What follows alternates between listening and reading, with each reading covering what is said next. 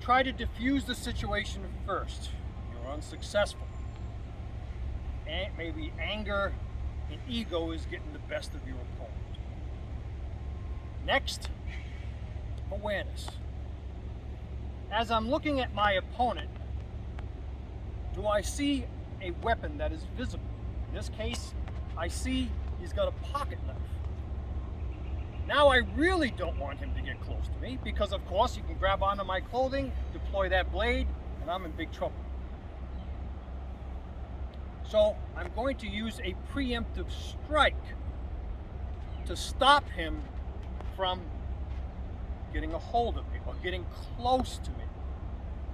Now remember, as you're defending yourself, if there are people around, there are cell phones. And where there are cell phones, there are cameras. So be aware of this as you're defending yourself.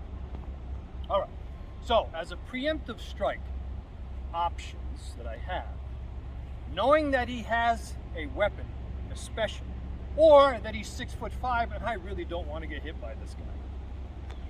So my preemptive strike from a defensive stance, which means I've stepped back, I'm in a defensive stance as I'm trying to de-escalate the situation.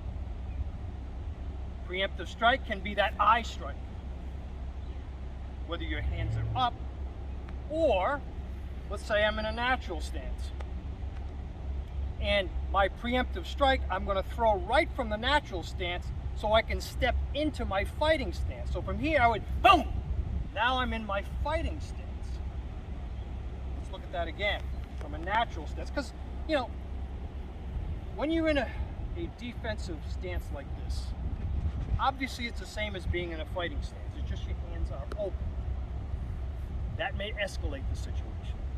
So you have an option there. Defensive stance or a natural stance, to where I'm going to fire right from a hands down position right into his eyes, and now I've just stepped into my fighting stance if I need to continue.